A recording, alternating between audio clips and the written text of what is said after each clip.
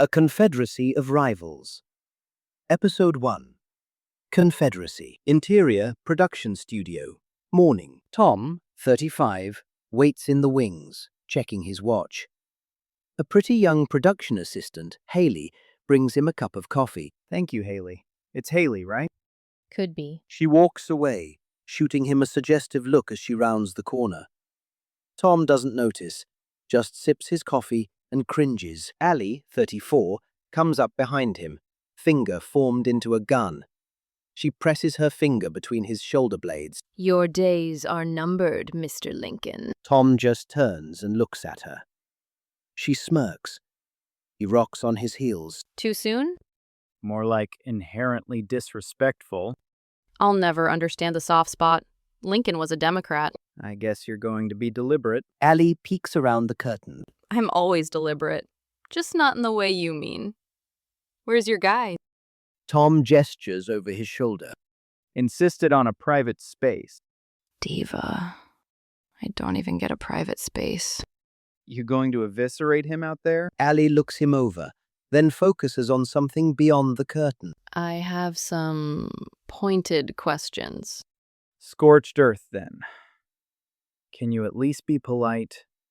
Allie snorts, fires him an incredulous look. I'm always polite. Until you're not. A production assistant brings Allie a red jacket. Are we going with red? Diaz is wearing blue, like from head to toe. Damn Republicans. She shrugs into the jacket. Her arm gets snagged and she turns a few times. The PA tries to help her out. She keeps turning. Tom grabs her shoulders, stops her, and then helps her free the arm. We good? Can you slip Diaz a laxative for me? The PA smiles and fades into a crowd of technicians. Does she know you're joking? Allie snorts a laugh. Hey, I have a political question for you. How would you explain deregulation to an 8-year-old? Freeing industries from the constraints of government to increase production.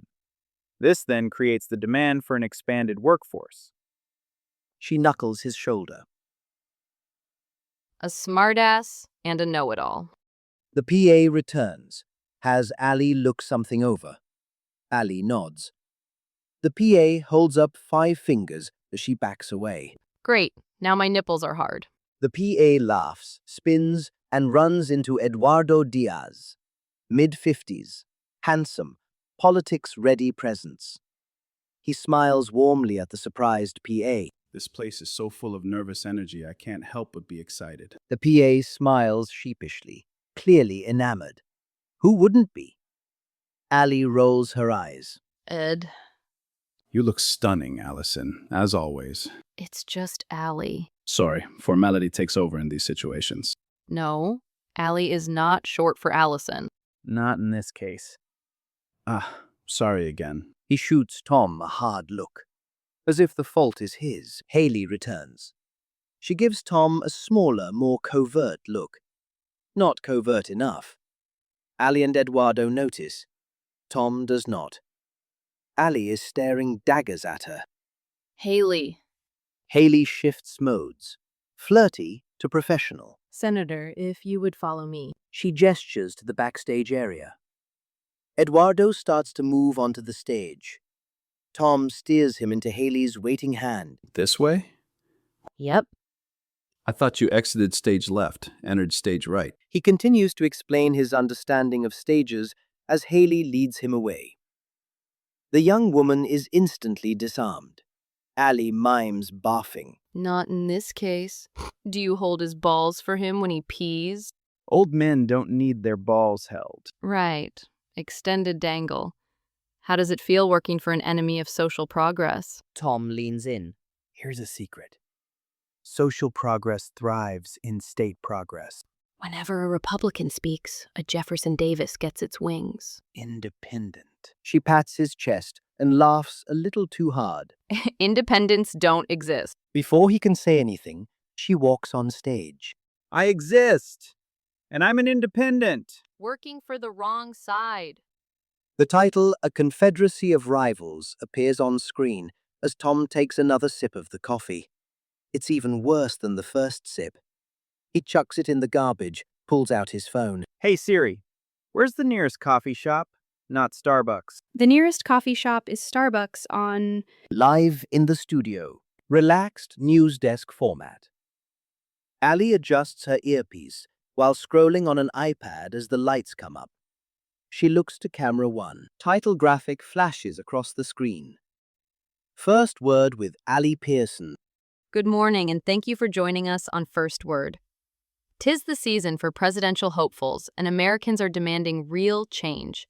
Here to talk about that with us are today's guests. Eduardo sits with his hands folded on his belly, projecting a cool dad who lets you drink a beer sometimes vibe. Beside him, wearing a Steelers hat and a Resist t-shirt, is Marcus Lewis. Next to Marcus is Dr. Karen Fields, professional but not too polished. Republican Senator Eduardo Diaz and grassroots presidential candidate from our own great state of Pennsylvania. Comedian and political commentator, not to mention frequent guest on First Word, Marcus Lewis. Hey, Allie. Good morning, America. He throws up a peace sign. My bad. I feel like I just gave a shout out to your competition. Ali smiles. And as always, the Ishmael to my Ahab, Dr. Karen Fields, professor of social science at Temple University. Karen Fields nods academically. She was one of my professors. Every time, Marcus? So, Marcus, we'll start with you. What do you think of this crop of presidential hopefuls? Marcus leans forward. I think it's a little too early for snowflakes. Every time one of these GOP conventions comes to town, no offense to Senator Diaz, he checks all the ethnic boxes. But when they come to town, I think it's only a matter of time until I see tiki torches in front of Independence Hall. Marcus, I think you just made the clip. You know I always do. All joking aside, I think Jacqueline McGuire's pull forward is indicative that people are really aching for something different. Eduardo leans forward. I couldn't agree more. I think everyone is tired of old white men hoarding power. Isn't that your base? Eduardo leans into it, laughing. He even pats Marcus on the shoulder. Look, I want to be very clear. Whiteness is not inherently bad. And when we say whiteness, I don't think we mean skin color. I think we mean old, broken systems. I learned something during my 20 years of military service. Here comes the pitch. It absolutely is a pitch. Make it good, you only get one. My thinking is this. How can someone be a servant to the people when they've never actually served the people? I have. First in the military, and then as a counselor for veterans returning from war. The point I was driving at before was that I've seen combat, and in combat, people get injured. Some soldiers are so stubborn and proud they'll try to hide an injury, but you can't hide infection. It has external symptoms, such as fever and disorientation. This country is infected with outdated ideas, and we see it in fiery rhetoric from both sides, as well as profound cultural disorientation. That's why I'm running a stripped-down campaign. I want the people to know that old thinking and corporate interests are motivators for stagnation. People, on the other hand, motivate progress. Even Marcus can't disagree with that. Ali's eyes drift off stage. Come on, Senator. We've spent decades trying to reduce carbon emissions and enforce corporate oversight, and you're planning to deregulate historically problematic industries. You can't call ideas outdated when you're standing on those same outdated ideas. That's a strong point. But let me push back, Ishmael. By all means, Ahab.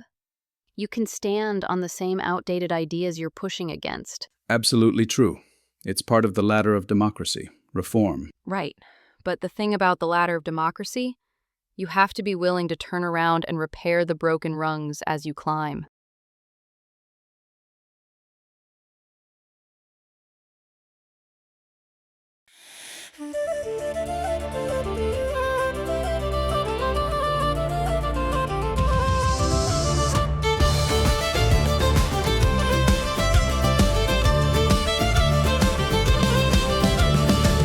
We've been together so long now, living without you, I don't know how. I burn the eggs and you kiss my hand. We live our life in moments unplanned. Every year's just another impossible mountain.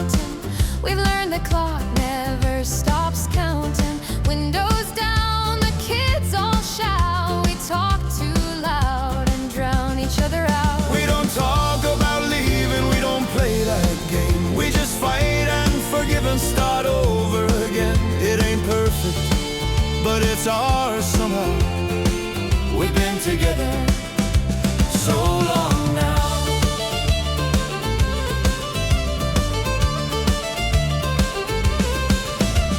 The world's gone mad and changing fast, but we still dance and let time pass.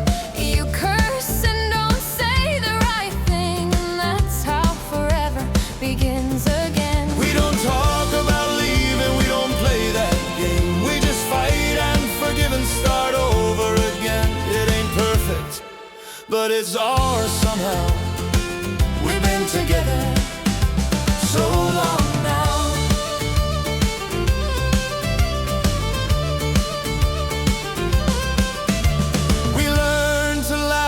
What we lose, Turning pain into something of use. our hearts are the stories we both know. We just keep finding new ways of letting it go. We've been together so long now. Living without you, I don't know how. If the roof caves in or the lights go out, we'll still be here, still figuring it out.